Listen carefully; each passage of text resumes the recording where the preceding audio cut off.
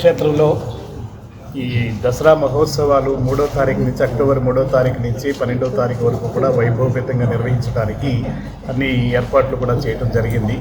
ఇక్కడ జ్యోతిర్లింగం, శక్తిపీఠం ఒకే ప్రాంగణంలో వెలిసినటువంటి దివ్యక్షేత్రం. దేశం నలుమూలల నుంచి కూడా వేలాది మంది భక్తులు ప్రతిరోజు కూడా వస్తుంటారు. దసరా ఉత్సవాలు అనేది ఇక్కడ ఘనంగా నిర్వహించడం అనేది ప్రతి సంవత్సరం కూడా జరుగుతుంటుంది. దీనిలో భాగంగానే 3వ తారీఖున ఈ అమ్మవారి యాగశాల ప్రవేశంతో ఉత్సవాలన్నీ ప్రారంభమవుతాయి.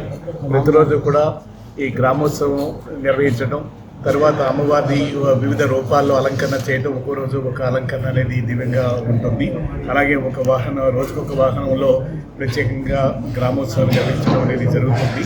ఈ లోక కళ్యాణం కోసం ఇవన్నీ కూడా ఈ యాగాలు కానీ ఇవన్నీ కూడా చేయడం, పారాయణం కానీ అన్నీ కూడా జరుగుతుంటాయి.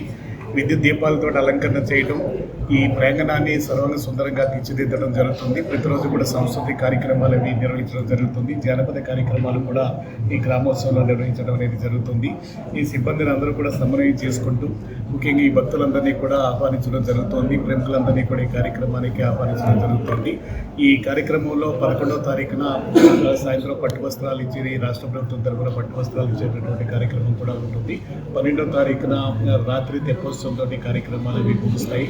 కాబట్టి భక్తులందరూ కూడా ఈ దసరా మహోత్సవాల్లో హాజరయ్యి స్వామి అమ్మవారి దర్శనం చేసుకుని ఇక్కడ ఈ ఉత్సవాలను అవి తిలకించి ఈ స్వామి అమ్మవారికి ఆశీస్సులు పొందవలసిందిగా కోరుతున్నాము.